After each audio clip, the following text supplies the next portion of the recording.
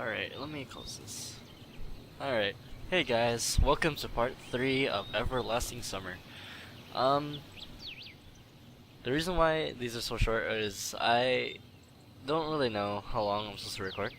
I've heard it's 15 minutes, but I feel these are like way too short. So I think starting part 4 I'm gonna try half an hour, and if I get in trouble then I'll make it short again. But part 4 I'm gonna make half an hour, so look out for that tomorrow. I'm gonna post this along with part 2. So yeah. Alright, so here we are. Alright. There may be no signal in such backward country place. But I cannot be the only one who got here. Buses don't go on their own. I checked the bus from all sides to make sure that it wasn't a hallucination. Bits of dirt on the bottom, some rust here and there, faded out paint, and worn out tires. No, this is definitely a very ordinary Icarus. Yes, exactly the kind of bus which takes you to places beyond your understanding, if you carelessly fall asleep. I gave a nervous chuckle. It came out by itself, sporadically, because it wasn't a right place or time to laugh. But where on earth is this driver? I cautiously sat down on the curbstone beside this bus and started waiting. ...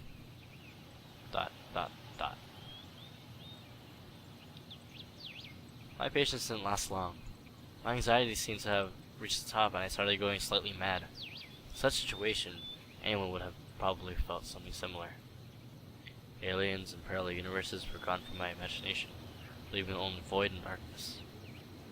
Oh, flash. Is that how it will all end? How will my life end?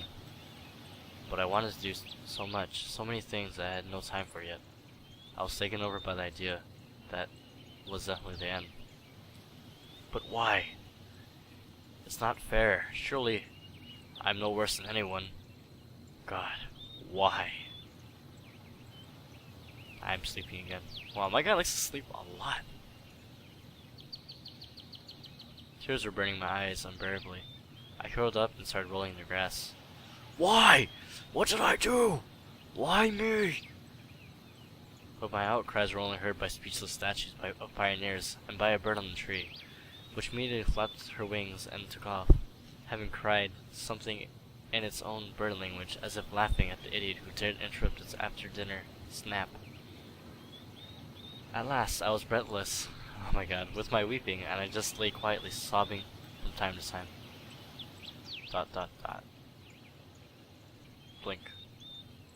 After a while, I managed to pull myself together. Mind cleared up a bit, as if terror and fear of death gave me a little break. Oh no, if someone wanted to kill me, what is all this for? Doesn't look like an experiment either. If this was some crazy coincidence, then it probably carries no threat. Anyway, for now, it seems there is no danger. The panic was soon gone. Of course the blood was still pounding in my head, and my hands were still shaking, but at least I could think clearly now. Right now, there's nothing I can really change anyway. So no matter how much I think or get mad, it would only make things worse. There's no point making guesses until I get some facts straight. In any case, I won't learn anything by lounging around here. This camp, if of course it really is a camp, looked like the only place where people could be, so I decided to walk there, and hardly have I reached the gates when a girl came up from behind them. Hey, it's a Logic, wearing pioneer uniform. My logic didn't let me down this time. Then again, pioneer uniform in XXI century. Okay, to be honest, I don't really know the number, so I'm saying XXI. And then again, girls here. I froze unable to make a step. I felt very much like running away, running as far as I could from this place, far from the bus, gates, statues, and far from this bloody bird with siesta. Just run. Feel like a wind, faster and faster, waving to the planets passing by and winking to the galaxy. Run, becoming a pulsar ray and turning into mystical radiation. Run to face the unknown. Run no matter where, as long as it's far away from this place. Meanwhile, the great girl came closer and smiled. I couldn't help but notice her beauty, even though I was trembling with fear. Human instincts work despite of consciousness, and while only 5% of the brain is responsible of cognitive processes, the remaining 95 are always busy sustaining life, and in particular ensuring stable function of the hormone system. I desperately wanted to get less complicated and stop thinking in formal quotes from the encyclopedia, though my thoughts appeared one by one, being stupid, out of place, as if taken from an internal monologue of a hero some junky, soft-cover crime fiction book. A pretty Slavic face, long braids, looking like 2 armfuls of fresh hay, and blue eyes in which you could drown. Hi, Nerdo. Hi, you must have just arrived. I'll reply, of course. Yeah. Alright, then welcome. She smiled broadly. Strange. It looks as if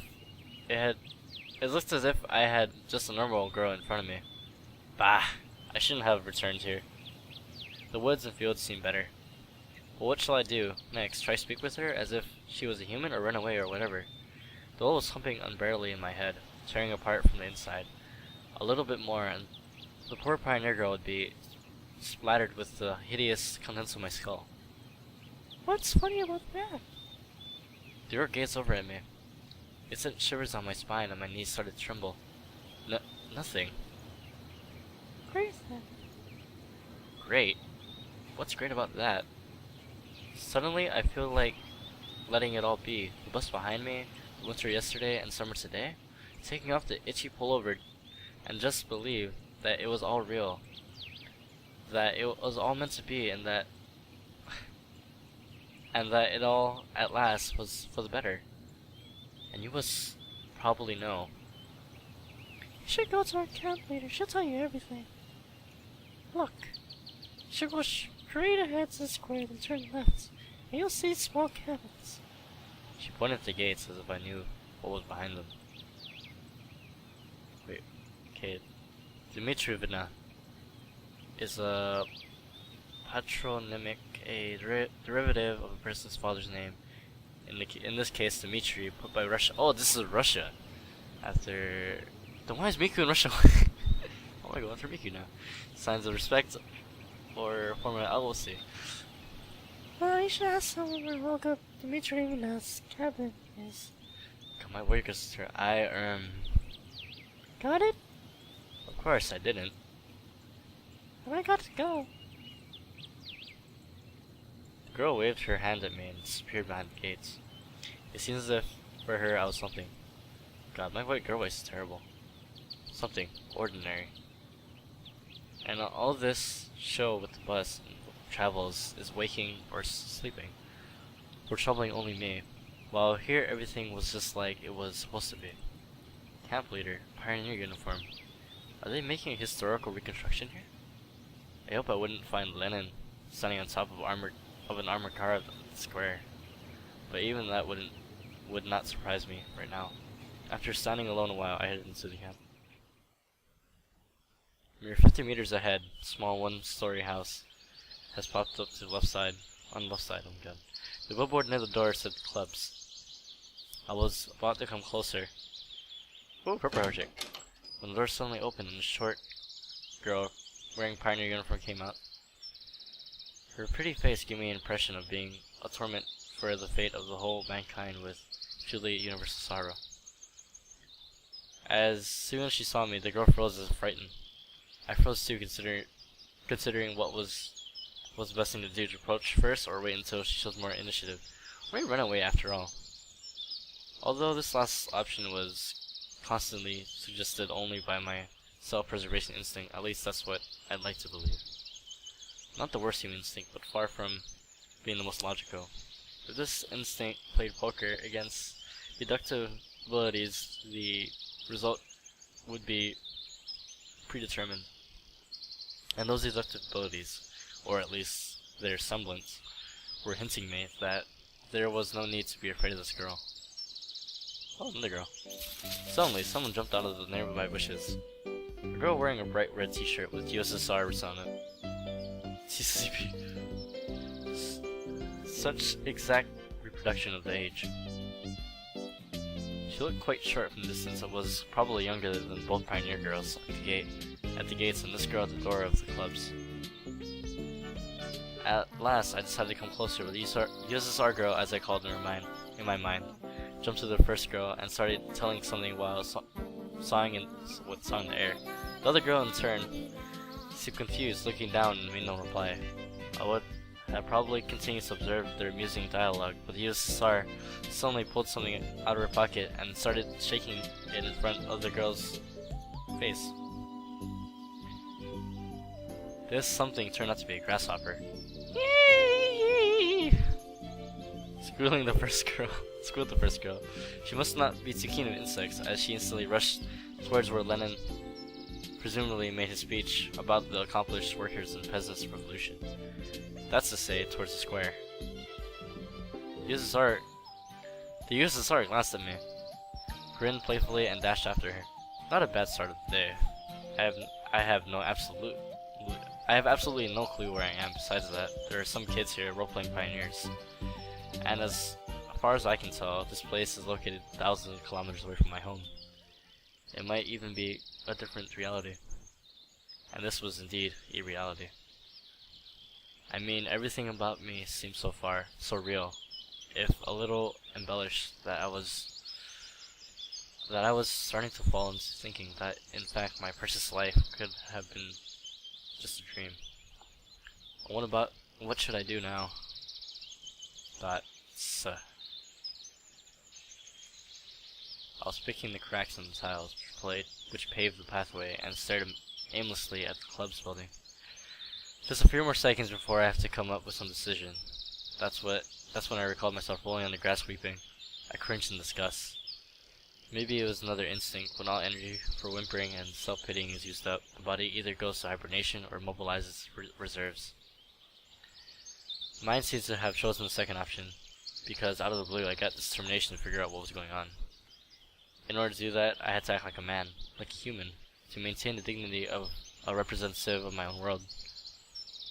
I followed the path to the left and to the right, of which stood small cabins, apparently homes of local pioneers. Actually, they looked quite cozy from the outside. Even though I was born in the Soviet Union, I have never been part of its child organizations, neither the pioneers nor even the younger October children. I imagined the daily life of a typical pioneer camp a bit differently. Huge barracks with long rows of metal bunks. Wake up call at 6 o'clock, played by a siren. 1 minute to make your bed, then join the formation at the drill square. Or wait, could I be confusing it with something else? I was suddenly hit on the back. I staggered, but remained on my feet. Turned around and prepared to become a hero on while fighting for my life. Whoa, it's the other wrong chick. But all I found was another girl standing before me. My mouth hung open in surprise. Pick your jaw up off the floor. I closed my mouth. Same pioneer uniform, but it looks, let's say, provocative, the way she was wearing it. Like all the girls I met before, this one was rather cute, but her overly arrogant expression killed any desire to get to know her better. So you're new here. Dots. Fine. See ya. She dashed a threatening glance at me. This is threatening? I waited for the pioneer girl to turn the corner. Who knows what else she might have been up to. The most interesting thing was even this hostile girl seemed completely normal to me. She did not give the feeling of some deadly danger, except maybe the danger of getting punched in the nose. At last, I managed to make it to the square. There was no London on an armored car, although one could really expect something like that after all that had happened. Instead, however, a monument to a certain comrade towered in the middle of the square. The letters on the pedestal, Genda. Alright, so let's stop here. So part 4 is going to be half an hour, hopefully, if I can. And yeah, so this is part 3. I'll see you guys next time. Thanks for watching, and yeah.